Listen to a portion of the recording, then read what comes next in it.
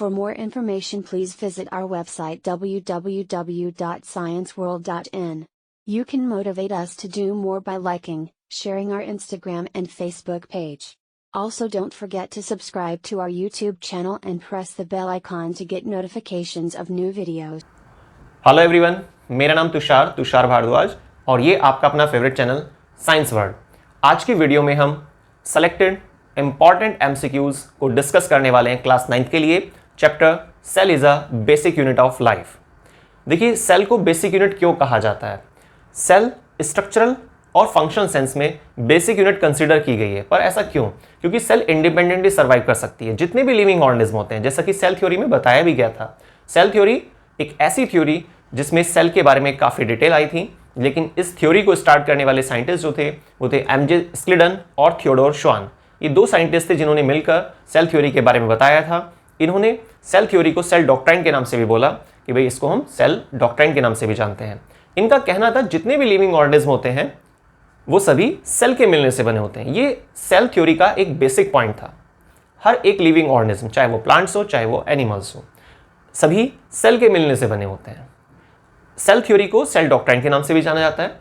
हालांकि फिर कुछ समय के गैप से सेल थ्योरी का एक्सटेंशन भी हुआ था। Rudolf Virchow, Louis Pasteur, Carnegie, इन सब ने मिलकर इसका एक्सटेंशन भी किया था अलग अलग तरीके से। जैसे कि लुइस पास्चर के बारे में आपने सुना है, उन्होंने एक्सपेरिमेंटल एविडेंस दी थी वर्चो के सपोर्ट में, क्योंकि रुडोल्फ विर्चो ने कहा था पुरानी सेल से नई सेल का जन्म होता है। इस पर हमारी डिटेल वीडियो आ चुकी है सेल थ्योरी पर, आप उसको देख सकते हैं, उसमें काफ़ी डिटेल आपको मिल जाएगी। तो चलिए स्टार्ट करते हैं। सेल का इंट्रोडक्शन हमारा खत्म हो गया है कि भाई सेल क्या होती है, थोड़ा सा आइडिया होना चाहिए था। अब बात आती है फर्स्ट क्वेश्चन की। देखिए, फर्स्ट क्वेश्चन में क्या पूछा जा रहा है आपसे, which of the following help in the cell wall formation? कौन है जो मदद करता है सेल वॉल फॉर्मेशन में? ए न्यूक्लियस, बी गोल्जी कॉम्प्लेक्स, सी न्यूक्लियोलस, डी एंडोप्लाज्मिक रेटिकुलम। देखिए, सबसे पहली बात, जो आउटर मोस्ट कवर होता है सेल का वो दो तरीके से होता है। हालांकि इसमें और भी ऑप्शन होते हैं, लेकिन मेन दो तरीके से क्लासिफाई किया जाता है, सेल मेम्ब्रेन और सेल वॉल के बेस पर। जब बात आती है प्लांट सेल्स की, तो वहां पर सेल वॉल भी होती है और उसके जस्ट अंदर सेल मेम्ब्रेन पाई जाती है। लेकिन जब बात आती है एनिमल्स की, ह्यूमन की जब बात आती है, तो वहां पर सिर्फ और सिर्फ सेल मेम्ब्रेन पाई जाती है, सेल वॉल प्रेजेंट नहीं होती। सेल वॉल को सेलेक्टिवली परमेबल मेम्ब्रेन नहीं माना जाता है। वो एक रिजिड स्ट्रक्चर प्रोवाइड करती है, सेल की शेप बनाए रखने में काम आती है। लेकिन जो सेल मेम्ब्रेन है उसको हम सेलेक्टिवली परमेबल मेम्ब्रेन भी कहते हैं। मतलब क्या इस चीज का, इस बात का क्या लॉजिक है कि भाई चीजों को छाट कर अंदर आने देना, सेलेक्ट करके चीजों को अंदर आने की परमिशन देना। सेम उसी तरीके जैसे आपके मकान में सभी मकान में गेट होता है। गेट का क्या काम होता है, क्या जरूरत थी गेट लगाने की? कोई खास इंपॉर्टेंस है क्या? बिल्कुल इंपॉर्टेंस है। जो आपको लगता है व्यक्ति सही है, आप उसके लिए गेट ओपन कर देते हैं मैनुअली या मोटराइज जैसे भी, और वो व्यक्ति अंदर आ जाता है। लेकिन आपको लगता है कि व्यक्ति सही नहीं है, ठीक है, आपके अकॉर्डिंग नहीं है, तो आप क्या करते हैं, गेट को क्लोज रहने देते हैं। तो इसी तरीके से सेल मेम्ब्रेन में कुछ क्वालिटी होती है, और वो क्वालिटी क्या है, जिसके आधार पर एक नाम दे दिया गया, selectively permeable membrane. Quality means चीजों को अंदर आने से पहले एक तरह से चेक कर लेती है मेम्ब्रेन कि ये चीज काम की है या नहीं है, एक लिमिट तक, ठीक है। इसलिए इसे क्या नाम दे दिया गया, सेलेक्टिवली परमेबल मेम्ब्रेन, चीजों को सेलेक्ट करके अंदर आने देना, ठीक है। तो ये तो खैर इंट्रोडक्शन था हमारे पास क्वेश्चन नंबर फर्स्ट के लिए, क्योंकि यहां पर सेल वॉल का जिक्र आ रहा है, तो आपको पता होना चाहिए कि एनिमल्स में सेल वॉल नहीं होती है, सिर्फ प्लांट्स में पाई जाती है cell wall. Nucleus, Golgi complex, nucleolus और endoplasmic reticulum. Nucleus, Golgi complex और एंडोप्लाज्मिक रेटिकुलम तो आपने सुना ही है। एक बार न्यूक्लियोलस समझ लेते हैं क्या होता है, कहां पाया जाता है। हमारी जो सेल होती है, जो भी, चाहे प्लांट्स की बात करें या एनिमल्स की, दोनों में सेम चलता है। तो प्लांट की जो सेल होती है या एनिमल्स की जो सेल होती है, उसका अपना एक न्यूक्लियस होता है। सेल थ्योरी में ये भी कहा गया था, हर सेल का अपना एक न्यूक्लियस होता है। कुछ एक्सेप्शन आई थी, वो एक अलग बात है, जैसे आरबीसी वगैरह। तो हर एक सेल का जो अपना न्यूक्लियस है, न्यूक्लियस के अंदर एक कंसंट्रेट पार्ट पाया जाता है जिसको हम क्या बोलते हैं, न्यूक्लियोलस। तो याद रखिएगा, न्यूक्लियस के अंदर न्यूक्लियोलस होता है, ठीक है। तो अब कौन सी ऐसी ऑर्गेनेली है जो सेल वॉल की फॉर्मेशन में मदद करती है, और वो कौन है, गोल्जी कॉम्प्लेक्स। गोल्जी एपरेटस भी कह सकते हैं इसको। कैमिलो गोल्गी और एसआर गोल्गी वो साइंटिस्ट थे जिन्होंने सबसे पहले गोल्जी बॉडी के बारे में बताया था, ठीक है। तो क्वेश्चन नंबर फर्स्ट में करेक्ट आंसर है बी, गोल्जी कॉम्प्लेक्स, ठीक है। Next question number second, basic component of cell membrane.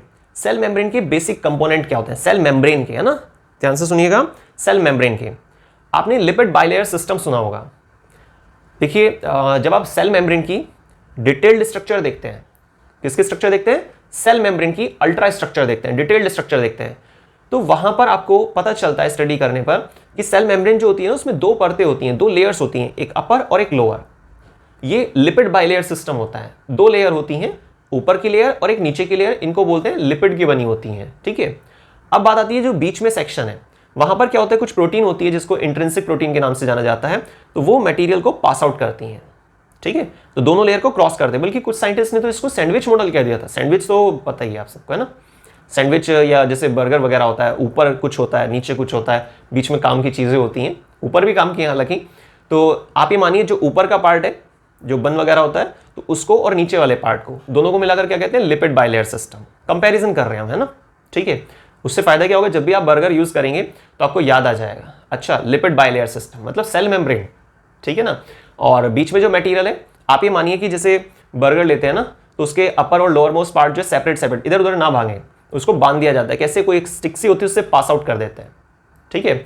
और तो वो एक तरह की इंट्रिंसिक प्रोटीन हो गई। जो स्टिक है वो क्या है, इंट्रिंसिक प्रोटीन, क्लियर। और जो अपर पार्ट है और लोअर मोस्ट पार्ट है आपके बर्गर में, वो क्या है आपका लिपिड बाइलेयर सिस्टम, ठीक है। तो थोड़ा याद रखिएगा, कंपेयर करने के लिए आपको एग्जांपल दिया गया। और तो बेसिक कंपोनेंट क्या होते हैं सेल मेम्ब्रेन के, तो आपको पता चला कि भाई प्रोटीन का जिक्र आ रहा है और लिपिड का जिक्र आ रहा है। अब ऑप्शन देखते हैं, प्रोटीन है इसमें सिर्फ, या सिर्फ कार्बोहाइड्रेट है, या प्रोटीन लिपिड दोनों है, या कार्बोहाइड्रेट और लिपिड है। तो आप समझ गए हैं, एक्सप्लेनेशन बेस्ट बहुत जरूरी है। तो आंसर अपने आप समझ में आ जाएगा आपको। क्वेश्चन नंबर सेकंड में सी ऑप्शन करेक्ट आंसर है। Next, cell theory. देखिए अभी हम बाय चांस की बात, है ना, स्टार्टिंग में सेल थ्योरी के बारे में थोड़ा सा हमने स्टार्ट किया था इंट्रो के टाइप से, और बाकी यहां पर उसके बेस पर एक क्वेश्चन भी आ गया है।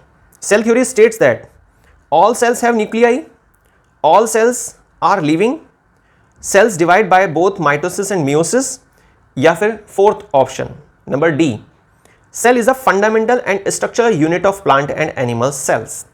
सेल थ्योरी ने क्या स्टेट किया था, बेसिक वहां पर मेन आधार क्या था सेल थ्योरी का, कि हर एक लिविंग ऑर्गेनिज्म सेल के मिलने से बना होता है। हर एक लिविंग ऑर्गेनिज्म किसके मिलने से बना होता है, सेल के मिलने से बना होता है, ठीक है। तो डी करेक्ट आंसर है क्वेश्चन नंबर थर्ड में। Next question number four, both prokaryotes and eukaryotes. Question को बाद में लेंगे, पहले थोड़ा सा समझते हैं इसके बारे में। देखिए जैसे हमारी पृथ्वी पर लाइफ की स्टार्टिंग हुई है, तो सबसे पहले प्रोकैरियोट आए, है ना। मैं आपको पूरा प्रोसेस नहीं समझा रहा हूं क्योंकि बीच में अभी हमारा आज का टारगेट कुछ और चल रहा है एमसीक्यू को लेकर, इसलिए उस टॉपिक को डिस्कस करना पॉसिबल नहीं, उसको हम सेपरेट वीडियो में ले लेंगे कभी, ओरिजिन ऑफ लाइफ को लेकर, ठीक है। आप इंतजार कीजिएगा, बहुत जल्दी हमारी वीडियो आएगी इस पर, ओरिजिन ऑफ लाइफ पर बाकी इसमें शॉर्ट में आप बिग बैंग थ्योरी वगैरह इससे भी ये चीजें जुड़ जाती हैं। तो शॉर्ट में अगर समझा जाए कि भाई प्रोकैरियोट और यूकैरियोट, प्रोकैरियोट क्या होते हैं, सिंपल सेलुलर स्ट्रक्चर होती हैं, इसमें सारे बैक्टीरियाज वगैरह जो होते हैं ये सब शामिल होते हैं। और जो यूकैरियोट्स हैं थोड़ा हायर कैटेगरी में आते हैं, है ना, कॉम्प्लेक्स स्ट्रक्चर होती हैं, प्लांट, एनिमल्स, खुद ह्यूमंस, ये सभी किस में आते हैं, यूकैरियोट्स में आते हैं। अब बात आती है पहले कौन आया, वो बात छोड़िए कि मुर्गी पहले आई, अंडा पहले आई, ये सब बेकार की बातें है ना, टाइम पास वाले क्वेश्चन होते हैं।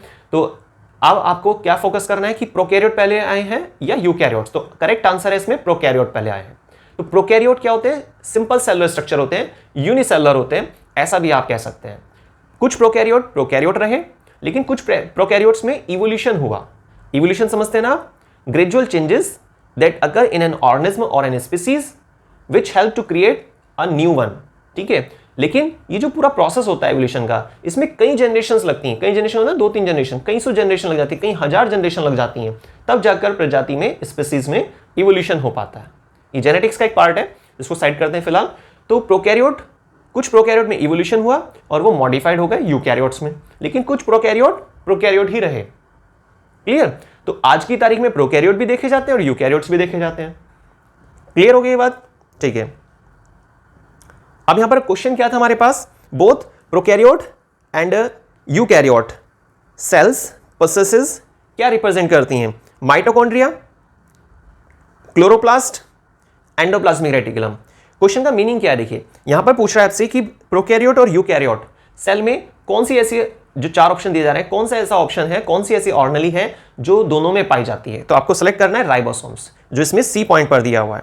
तो A mitochondria, B chloroplast, C ribosomes, D endoplasmic reticulum. Correct answer है क्वेश्चन नंबर 4 के लिए राइबोसोम्स। ठीक है, next question number 5, nucleus was first discovered by, nucleus को सेल में सबसे पहले किसने डिस्कवर किया? ठीक है, देखिए क्वेश्चन नंबर 5 में डायरेक्ट आपसे पूछा जा रहा है, nucleus in a cell first discovered by Robert Hooke, Virchow, Ptolemy और नन ऑफ दीज। देखिए यहां पर दो नाम होते हैं, एक तो रॉबर्ट हुक और एक रॉबर्ट ब्राउन, इनमें बड़ा कंफ्यूजन हो जाता है। तो रॉबर्ट ब्राउन वो साइंटिस्ट जिन्होंने न्यूक्लियस को सबसे पहले ढूंढा सेल में, और रॉबर्ट हुक सेल के लिए। लेकिन यहां पर सेल के बारे में नहीं पूछा जा रहा है आपसे, ये कहा जा रहा है कि न्यूक्लियस को सेल में सबसे पहले किन साइंटिस्ट ने डिस्कवर किया, तो वो आपको बताना है। अब यहां पर रॉबर्ट ब्राउन का जिक्र नहीं है, तो जाहिर सी बात है नन ऑफ दीज इसमें करेक्ट आंसर है। तो रॉबर्ट हुक याद रखना है आपको, फिर भी थोड़ा सा ऑप्शन के बारे में समझ लेते हैं। जो ए ऑप्शन दिया हुआ है रॉबर्ट हुक वो सेल के लिए, और जो रुडोल्फ विर्चो नाम आता है, शॉर्ट में यहाँ पे विर्चो डाल दिया गया है, तो रुडोल्फ विर्चो वो साइंटिस्ट जिन्होंने सेल थ्योरी में एक्सटेंशन किया था। उन्होंने बताया था ओमनिस सेलुला ई सेलुला के बारे में, मींस पुरानी सेल से नई सेल का जन्म होता है, formation of new cells from pre existing ones. Clear. Ptolemy वो साइंटिस्ट थे जिन्होंने बताया कि हाँ भाई पृथ्वी पर, अर्थ पर कैसे लाइफ ओरिजिनेट हुई है। हालांकि इनकी कुछ स्टेटमेंट डिस्टर्ब भी हो गई थी। उनका कहना था कि भाई हाँ अदर प्लैनेट से कुछ स्ट्रक्चर वगैरह आती हैं और उसके बेसिस पर जो है नई लाइफ जनरेट होती है। ठीक है, तो यहां पर तो हमारे पास करेक्ट आंसर डी है। क्वेश्चन नंबर 5 में D correct answer. Next question number 6, a living cell always possess, जो लिविंग सेल होती हैं चाहे वो प्लांट्स की बात आए चाहे एनिमल्स की बात आए, तो वहां पर क्या दिखाया जाता है, क्या चीज रिप्रेजेंट की जाती है? 4 ऑप्शन है इसमें ना। फर्स्ट वैक्यूल, फूड वैक्यूल, पहले में आपसे पूछना चाह रहा है ए ऑप्शन में क्या फूड वैक्यूल सही है? सभी लिविंग सेल में फूड वैक्यूल। अच्छा, बी ऑप्शन में क्लोरोप्लास्ट, सी सेल वॉल, डी मेम्ब्रेन। देखिए सभी जो लिविंग सेल्स होती हैं उनमें मेम्ब्रेन जरूर होती है, बाकी सेल वॉल जरूरी हो ऐसा जरूरी नहीं है। फूड वैक्यूल, क्लोरोप्लास्ट, ये सब ऑप्शन तो डिस्टर्ब है, क्योंकि हमें वो सेलेक्ट करना था ऑप्शन 4 में से जिसको सुनने के बाद ये पता चले कि हाँ भाई लिविंग सेल अगर है चाहे प्लांट्स या एनिमल्स तो ये चीज़ तो ज़रूर होगी, और वो क्या है? मेम्ब्रेन। प्लाज्मा मेम्ब्रेन नहीं कहा, यहाँ पर बोला गया है सिर्फ मेम्ब्रेन। ठीक है, हालांकि प्लाज्मा मेम्ब्रेन नाम सही है पर शॉर्ट में मेम्ब्रेन कह रहे हैं तो भी ठीक है। Next question number 7, which of the following statement is wrong? कौन सी स्टेटमेंट गलत है? गलत छांटना है। देखिए गलत तो छांटना बड़ा आसान होता है, किसी में कमी निकालनी बड़ा ईजी होता है ना, सही छांटना होता तो थोड़ा मुश्किल हो जाता है ना। ठीक है, तो क्वेश्चन नंबर 7 में ए फर्स्ट ऑप्शन क्या दिया हुआ है? प्रोकैरियोटिक सेल और ऑलवेज यूनिसेलर। ठीक, तो बात सही है, हमें तो गलती निकालनी है ना। प्रोकैरियोटिक सेल और always larger than the eukaryotic cell, ऐसा थोड़े ना होता है। प्रोकैरियोट क्या होता है? सिंपल सेलुलर स्ट्रक्चर होती है, जबकि यूकैरियोट्स क्या है? कॉम्प्लेक्स स्ट्रक्चर है। तो यही आंसर है इसमें। क्वेश्चन नंबर 7 में बी करेक्ट आंसर है। बाकी सी में क्या दिया गया था? Prokaryotic cell contain the single chromosome. ठीक है, और बाकी डी ऑप्शन में क्या दिया है? Both A and C are true. तो बात ठीक है, क्योंकि ए और सी पॉइंट तो ठीक थे, बी वाले में हमारे पास फॉल्टेड है, तो ए बी और डी इनमें से हम सेलेक्ट नहीं कर सकते हैं। बी हमारे ए सी और डी में से सेलेक्ट नहीं कर सकते हैं, बी हमारा करेक्ट आंसर है। ठीक है ना, क्योंकि इन्होंने गलत छांटने के लिए कहा था और गलती बी वाले पॉइंट में ही है। तो next question, question number 8, cell not possesses nuclear membrane और कॉल्ड, ऐसी कौन सी सेल होती हैं जो न्यूक्लियर मेम्ब्रेन को रिप्रेजेंट नहीं करती हैं, नहीं दर्शाती हैं? तो वो आंसर क्या होता है? प्रोकैरियोट, पता है आपको। बाकी यहाँ पर ऑप्शन क्या क्या है? Prokaryote, eukaryote, unicellular, multicellular. अब देखिए यहाँ पर यूनिसेलुलर सेलेक्ट करना थोड़ा रिस्की होता है, क्योंकि प्रोकैरियोट क्या है, एक ओवरव्यू में नाम दिया जाता है ना, और तो बेस्ट आंसर तो यहाँ पे प्रोकैरियोट ही है ना। ठीक है, और बाकी इसमें फिर आपका नेक्स्ट क्वेश्चन नंबर 9, इसमें आपसे पूछता है ये कि exchange of respiratory gases at the cellular level in plant occurs through कौन से प्रोसेस के जरिए? अच्छा, एक्सचेंज जो होता है ना रेस्पिरेटरी गैसेस का, रेस्पिरेटरी गैसेस समझते हैं आप, O2 CO2 है ना, इनके बीच में जो एक्सचेंज होता है सेलुलर लेवल पर प्लांट के अंदर, तो कौन से प्रोसेस के जरिए होता है? वेपराइजेशन, वेपराइजेशन सही नहीं है। ऑस्मोसिस, ये डिफरेंट होता है ना, लेकिन ऑस्मोसिस जुड़ा हुआ एक और नाम था, लगभग सेम ही होता है, डिफ्यूजन, वो इसका करेक्ट आंसर है। ठीक है, क्योंकि गैसियस लेवल पर बात की जा रही है। स्पेशली क्या होता है, ऑस्मोसिस को आप वाटर से रिलेटेड जोड़ते हैं ना, क्योंकि इसमें थ्रू सेमी परमेबल मेम्ब्रेन ये सब चीजों का जिक्र आता है। बाकी डिफ्यूजन यहाँ पर करेक्ट है। तो क्वेश्चन नंबर 9 में करेक्ट आंसर है सी, डिफ्यूजन। माइटोकॉन्ड्रिया, माइटोकॉन्ड्रिया बड़ा इंपॉर्टेंट होता है, बहुत इंपॉर्टेंट ऑर्गेनली है ये, और प्लांट्स के लिए भी, एनिमल्स के लिए भी। तो माइटोकॉन्ड्रिया को पावर हाउस ऑफ सेल कहते हैं। ठीक है। माइटोकॉन्ड्रिया को क्या कहा जाता है? Power house of cell. बाकी कॉलिकर साइंटिस्ट थे जिन्होंने सबसे पहले माइटोकॉन्ड्रिया के बारे में बताया। माइटोकॉन्ड्रिया को इतनी इंपॉर्टेंस क्यों दी जाती है? हालांकि सारी ऑर्गेनेली इंपॉर्टेंट होती है, पर लेकिन माइटोकॉन्ड्रिया को थोड़ा ज़्यादा इंपॉर्टेंस दी जाती है क्योंकि यहाँ पर एटीपी फॉर्मेशन का काम चलता है।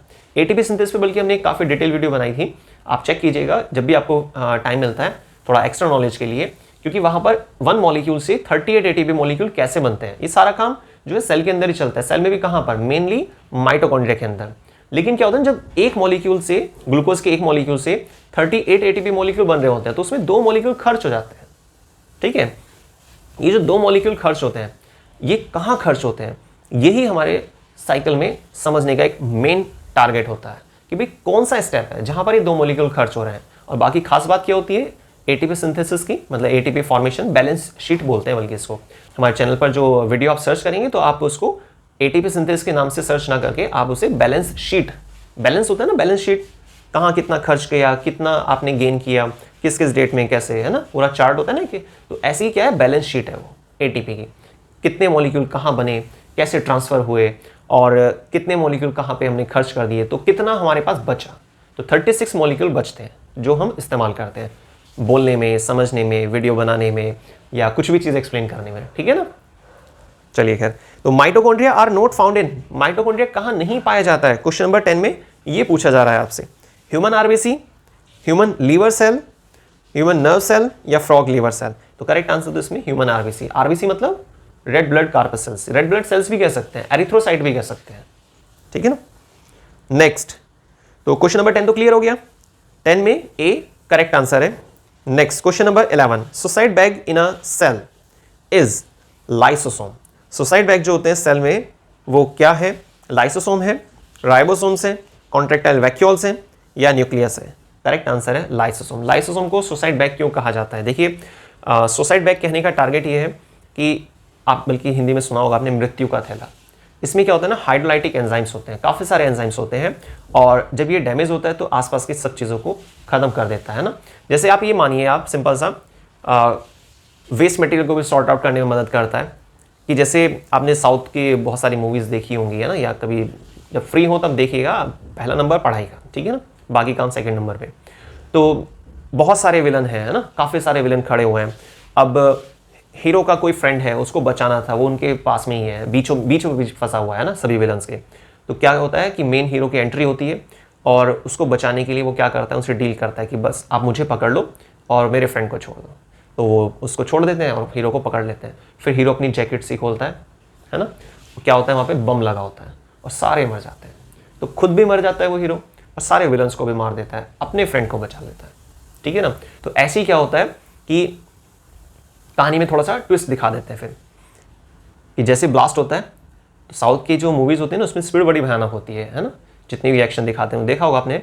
और कि जैसे ब्लास्ट होता है ना, इतनी ही नैनो सेकेंड्स में बम को वहाँ गिरा देता है, खुद जंप करके बाहर आ जाता है। तो बस एक पूरा ब्लास्ट दिखाते हैं और उसमें वो काफ़ी ज़्यादा जो फ्लेम वगैरह सी होती है, धुआं सा होता है ना, उसमें से हीरो निकलता हुआ आ रहा है, पीछे सभी इधर उधर गिर गए। तो ऐसे ही कुछ होता है हमारे पास सुसाइड बैग के साथ भी। तो ये मृत्यु का थैला होता है।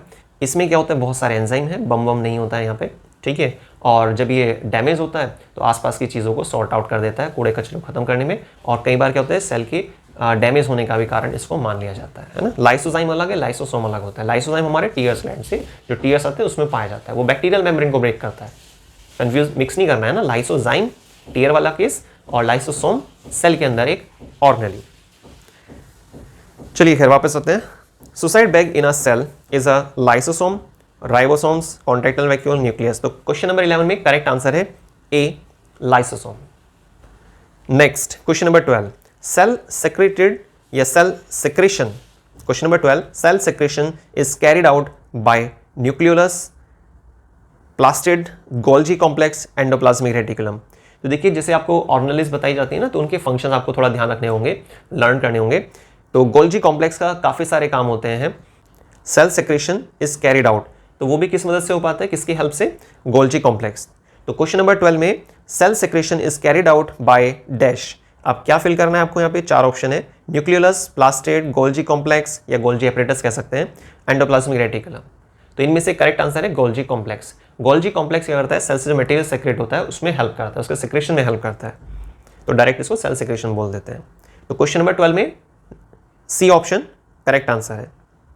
Next question number 13, chromosomes contain the heredity units. इसको हेरिडिटरी यूनिट्स कहा जाता है ना, लेकिन क्रोमोसोम को तो नहीं कहते हैं। लेकिन क्रोमोसोम से जुड़ी हुई ऐसी क्या चीज़ है, उसमें क्या पाया जाता है जिसको हम हेरिडिटरी यूनिट बोलते हैं? Genes, DNA, RNA, ribosomes. Ribosomes का तो मतलब ही नहीं है ना, क्योंकि इस पर तो पहले काफ़ी काम किया जा चुका है। मार्था हार्शे एंड चेज, ये वो दो साइंटिस्ट थे जिन्होंने ये बात प्रैक्टिकली साबित करके दिखाई कि प्रोटीन ट्रांसफर होता है या डीएनए ट्रांसफर होता है। तो डीएनए को सही माना गया, क्योंकि काफ़ी कंफ्यूजन चल रहा था। कुछ साइंटिस्ट बोल रहे थे कि नहीं डीएनए ट्रांसफर होता है, कुछ कह रहे थे प्रोटीन ट्रांसफर होती है। तो इन्होंने इस चीज़ को साबित कर दिया था। ठीक है, इनके बल्कि एक्सपेरिमेंट को ब्लेंडर एक्सपेरिमेंट बोलते हैं, थोड़ा सा याद रखिएगा। और जो एक्स्ट्रा चीज़ें होती हैं ना, इस तरह से जो शॉर्ट्स टिप्स आ रहे हैं, कुछ नॉलेज बूस्टर पॉइंट्स आ रहे हैं, तो वो आप अपने रजिस्टर में नोट कर लिया कीजिए। वीडियो को तुरंत पॉज कीजिए और लिख लीजिए, ऐसे ध्यान नहीं रहते हैं। फिर हमें लगता है, हमारा ब्रेन कहता है कि हाँ मैं ध्यान रखूंगा, वो ध्यान रखता भी है, लेकिन क्या हम लोग रिवाइज नहीं करते, तो बस फिर वो धीरे धीरे चीज़ें दबती चल जाती है, रहती ब्रेन में ही है। ठीक है, वो ब्रेन का काम क्या होता है, एक बार अगर किसी चीज़ को स्कैन कर लिया, उसने देख लिया और अपने अंदर फीड कर लिया है ना आइस की हेल्प से, तो सारी चीज़, सारा डेटा वहीं स्टोर रहता है। ठीक है, बस आपको रिकवरी वाला सॉफ्टवेयर चाहिए होता है अगर वो चीज़ काफ़ी गहराई में दब जाती है। सॉफ्टवेयर कौन सा? वही जो आपके पास रजिस्टर है साइंस वर्ड जिस पर आपने लिखा हुआ है। ठीक है, तो चलिए खैर आगे चलते हैं। तो क्रोमोसोम्स, क्वेश्चन नंबर 13 में chromosome contain the hereditary units called DNA, RNA या जीन्स। राइबोसोम्स तो हट गया है, आरएनए पॉसिबल नहीं है, राइबोस न्यूक्लिक एसिड वाला। अब बात आती है डीएनए और जीन्स में। देखिए डीएनए का एक स्मॉल सेगमेंट, उसको जीन्स बोलते हैं। तो जीन्स को आप हेरिडिटी यूनिट के नाम से भी जानते हैं, याद रखिएगा। सिंगल जीन सिंगल कैरेक्टर को कंट्रोल करता है। ठीक है ना, तो क्वेश्चन नंबर 13 में ए करेक्ट आंसर है। 14, DNA does not occur in a nuclei, chloroplast, mitochondria. इन सब में तो होता है, न्यूक्लियस में भी होता है, क्लोरोप्लास्ट का डीएनए होता है अपना, माइटोकॉन्ड्रिया का अपना अलग डीएनए होता है ना। और तो राइबोसोम्स, हाँ राइबोसोम सही है। तो राइबोसोम ही वो ऑर्गेनेल है जिसमें नहीं पाया जाता है ना डीएनए। क्वेश्चन नंबर 14 में correct answer C. Next, protoplasm. देखिए सेल का लिक्विड कंटेंट होता है जिसको हम साइटोप्लाज्म बोलते हैं, जो एक ग्राउंड सब्सटेंस प्रोवाइड करता है जहाँ पे बहुत सारी रिएक्शंस वगैरह चलती हैं, metabolic reaction, macro micro molecules वगैरह पाए जाते हैं, और उसी में काफ़ी सारी ऑर्गेनेली प्रेजेंट होती हैं। बाकी न्यूक्लियस भी वहीं होता है साइटोप्लाज्म के अंदर, जिसको साइटोसोल भी नाम दे सकते हो आप। बात आती है प्रोटोप्लाज्म की। तो प्रोटोप्लाज्म क्या है, जनरली उसको दोनों चीज़ों का मिक्सचर मान लिया जाता है कि भाई दोनों चीज़ें शामिल है उसके अंदर। न्यूक्लियस के अंदर वाला लिक्विड कंटेंट जिसको हम न्यूक्लियोप्लाज्म बोलते हैं, और न्यूक्लियस के बाहर वाला कंटेंट जिसको हम साइटोप्लाज्म बोलते हैं। तो दोनों को मिलाकर, है ना। अब इसमें ऑप्शन है, एक मिनट, क्वेश्चन कहाँ गया हमारा, ठीक है, क्वेश्चन नंबर 15 है ना। ए, क्या ये ट्रू सॉल्यूशन है? देखिए प्रोटोप्लाज्म को ट्रू सॉल्यूशन, फुल मिक्सिबिलिटी ऐसा नहीं है ना, फुल मिक्सिबिलिटी थोड़ी ना होती है ट्रू सॉल्यूशन। ट्रू सॉल्यूशन इसको बोलते हैं जिसमें मटेरियल फुल्ली मिक्सअप हो जाता है ना अच्छे से। सस्पेंशन क्या सेटल डाउन हो जाता है? ऐसा थोड़े ना होता है। तो प्रोटोप्लाज्म में ऐसा भी नहीं है। कोलॉइडल सॉल्यूशन, कोलॉइडल सॉल्यूशन में क्या होता है कि मटेरियल वहाँ पर मिक्सअप हो जाता है, पर फुल ट्रांसपेरेंट जोन क्रिएट नहीं हो पाएगा ना, फुल मिक्सिबिलिटी नहीं होती है, पर हाँ काफ़ी हद तक मिक्सअप हो जाता है उसमें। तो कोलॉइडल सॉल्यूशन सही है, नन ऑफ द अबव वो तो पॉसिबल नहीं, क्योंकि हमारा सी ऑप्शन बिल्कुल फिट बैठ रहा है यहाँ पे। क्वेश्चन नंबर 15 में protoplasm is colloidal solution, clear. Next question number 16, which one of the following provide the mechanical support to the cell. Mechanical support कौन देता है? सपोर्ट मतलब एक तरीके का सहारा, ठीक है। कौन प्रोवाइड करता है सेल को? Cilia, lysosomes, Golgi complex, endoplasmic reticulum. Correct answer है एंडोप्लाज्मिक रेटिकुलम, ठीक है। तो याद रखिएगा मैकेनिकल सपोर्ट देने का काम करती है एंडोप्लाज्मिक रेटिकुलम के। आपने और बहुत सारे फंक्शन सुने, उनमें एक ये भी ऐड कर लीजिएगा आप कि भाई मैकेनिकल सपोर्ट देता है ये सेल को। तो 16 में correct answer C. Physical basis क्या है लाइफ का? मेन आधार है ना, एक्टोप्लाज्म, एंडोप्लाज्म, वो सेंट्रलाइज्ड जो पार्ट होता है उसको एंडोप्लाज्म बोलते हैं अंदर की तरफ, एक्टोप्लाज्म बाहर की तरफ, तो सिर्फ बाहर वाला हिस्सा, ठीक है। प्रोटोप्लाज्म का क्या वो बेसिक फिजिकल बेसिस है लाइफ का सेल के रेस्पेक्ट में, या फिर अंदर वाला हिस्सा? भाई बाहर अंदर क्या पूरा ही होता है, ठीक है। तो प्रोटोप्लाज्म आंसर आएगा, क्योंकि इसमें प्रोटोप्लाज्म भी दिया हुआ है, एंडोप्लाज्म भी है, एक्टोप्लाज्म भी है, न्यूक्लियोप्लाज्म भी है। पर आपको पता है प्रोटोप्लाज्म क्या होता है? ओवरऑल नाम देते हैं ना पूरे सेल का जो कंटेंट है, चाहे वो न्यूक्लियस के अंदर वाला हो चाहे बाहर वाला, कोई सा भी। तो क्वेश्चन नंबर 17 में बी करेक्ट आंसर है। Autolysis is connected with, autolysis जो प्रोसेस है, जो टर्म है, वो किससे जुड़ी हुई है? राइबोसोम से, लाइसोसोम से, काइनेटोसोम से, या ऑल ऑफ दीज? देखिए यहां पर करेक्ट आंसर है लाइसोसोम। अभी कुछ समय पहले ही, थोड़ा पहले ही एक क्वेश्चन आ रहा था हमारे पास लाइसोसोम को लेकर, तो मैंने आपको काफी डिटेल भी दी थी। लाइसोसोम को क्या बोलते हैं? सुसाइड बैग बोलते हैं। वो खुद से, है ना, क्या होता है, अपने आप ही वो डैमेज हो जाता है और वेस्ट मटेरियल को सॉर्ट आउट करने में भी काम आता है ना। ठीक है, तो अब बात आती है कि लाइसोसोम किससे जुड़ा हुआ है? अपने आप से होता है ये काम, है ना, तो ऑटोलाइसिस बोलते हैं इसको। ऑटोलाइसिस मतलब खुद से ब्रेक हो जाना। तो क्वेश्चन नंबर 18 में बी करेक्ट आंसर।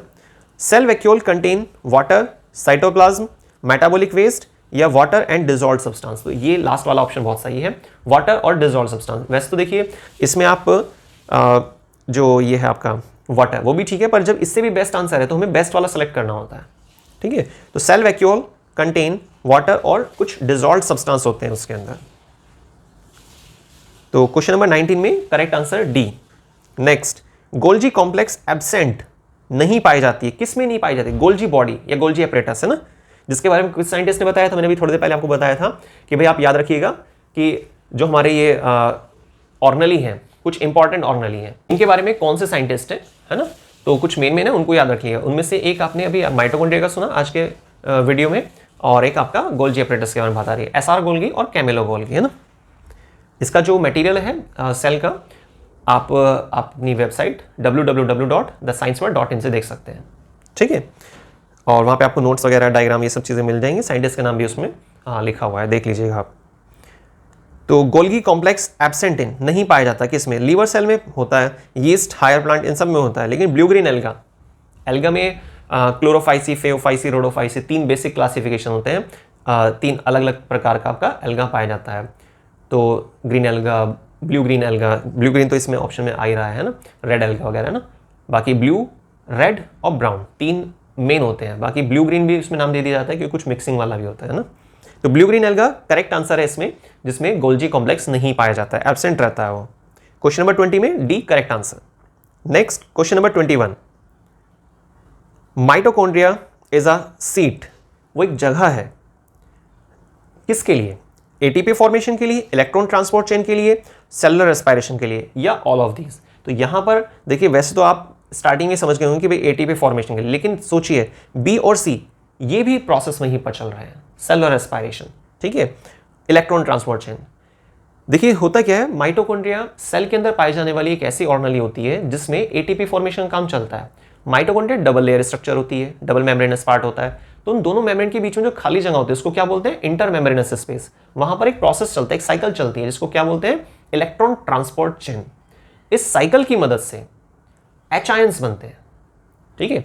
NADH2 और FADH2 ये कुछ इनडायरेक्ट एनर्जी रिच मॉलिक्यूल्स होते हैं जो कन्वर्ट हो जाते हैं एच आयंस में, लेकिन इस साइकिल की मदद से, clear.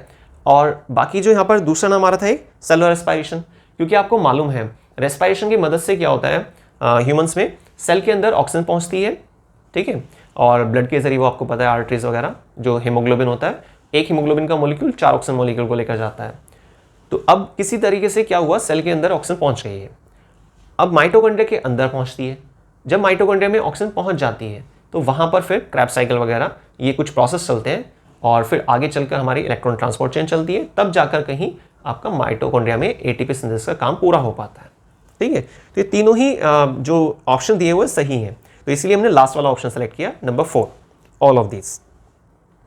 Next question number 22, lysosomes are the reservoir. किसका रिजर्व? भाई रिजर्वायर का मतलब होता है एक वो लोकेशन, वो कंटेनर जिसमें कोई चीज पाई जा रही है, जैसे वाटर रिजर्वायर, है ना। तो अब लाइसोसोम में क्या चीज पाई जाती है? मैंने सबसे पहले, क्योंकि आज की वीडियो में जो हम 25 MCQ डिस्कस कर रहे हैं, इंपॉर्टेंट MCQ डिस्कस कर रहे हैं क्लास 9th के लिए, chapter cell is a fundamental unit of life, तो उसमें करीब ये तीसरा क्वेश्चन आ रहा है लाइसोसोम को लेकर, है ना, आपने नोटिस किया होगा।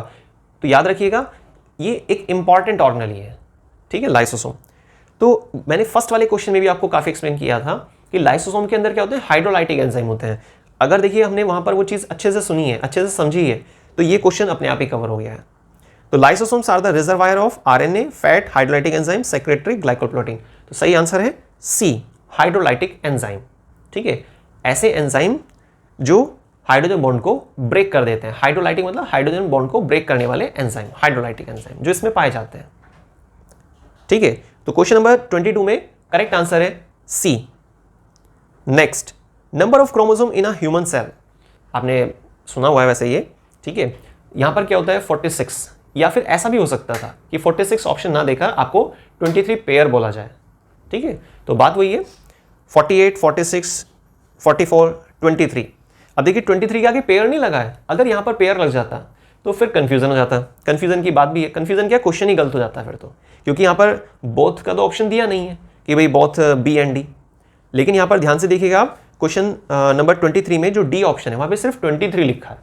या तो आप 23 पेयर बोलते हैं या फिर 46 क्रोमोसोम बोलते हैं ना ह्यूमन के लिए। ठीक है, तो क्वेश्चन नंबर 23 में करेक्ट आंसर है B, 46 chromosome. Second last question, which of the cell organelle takes part in the formation of acrosome. देखिए आपने मेल गैमेट के बारे में सुना है।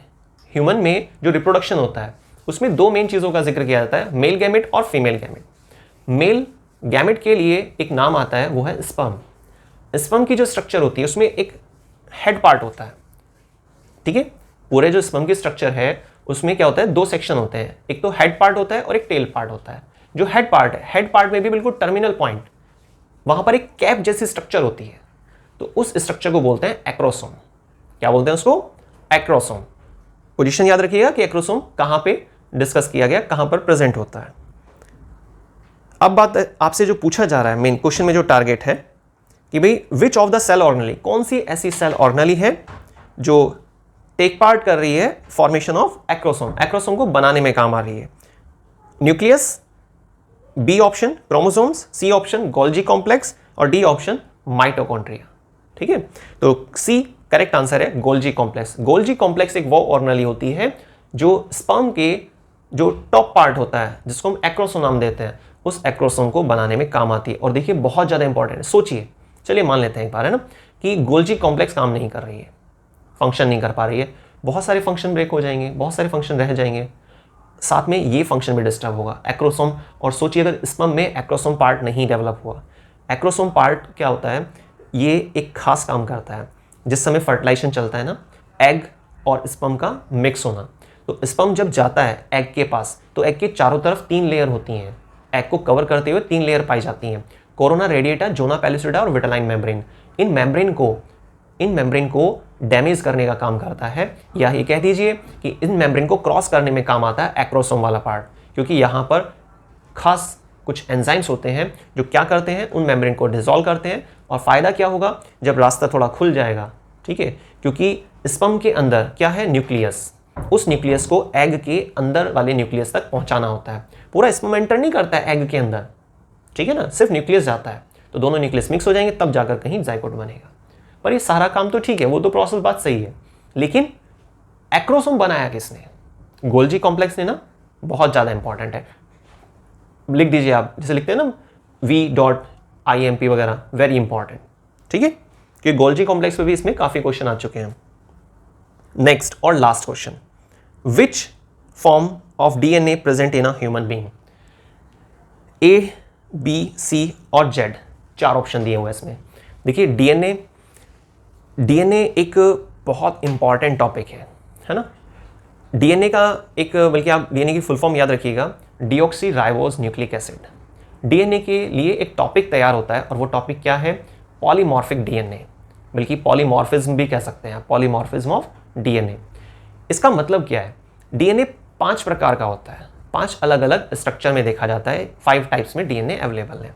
ADNA, BDNA, साथ साथ बोलिए आप, अपने रिवाइज करते रहिए, ADNA, BDNA, CDNA, DDNA और कौन सा, EDNA, नहीं, यहां पे थोड़ा सा चेंज है ना, A, B, C, D और ZDNA, ठीक है। तो पॉलीमॉर्फिज्म का मतलब होता है DNA में अलग अलग तरह की पॉसिबिलिटीज क्या है, लेकिन इनमें से कौन सा होता है जो ह्यूमन में पाया जाता है, और वो सही आंसर है बी फॉर्म ऑफ DNA। तो यहां पर जो ऑप्शन दिए गए थे A, B, C और Z, तो B DNA करेक्ट आंसर है, और बी ऑप्शन पर ही वो अवेलेबल है, ठीक है। तो आज की वीडियो का हमारा टारगेट पूरा हुआ। आज की वीडियो का जो हमारा मेन टारगेट था, आपको 25 सेलेक्टेड MCQ, इंपॉर्टेंट MCQ समझाना, क्वेश्चन समझाना और साथ में उनका जो आंसर लिया जा रहा है, जो ऑप्शन सेलेक्ट किया जा रहा है, तो क्यों सेलेक्ट किया जा रहा है ना। जो भी साइंस से रिलेटेड शब्द होते हैं, साइंस से रिलेटेड वर्ड होते हैं, साइंस से रिलेटेड वर्ड है ना, तो उनको एक्सप्लेन करना। ठीक, तो साइंस वर्ड बड़ा ही मायने रखता है। ठीक है, तो देखते रहिए सभी वीडियोस को। मिलते हैं नेक्स्ट वीडियो में, तब तक के लिए धन्यवाद।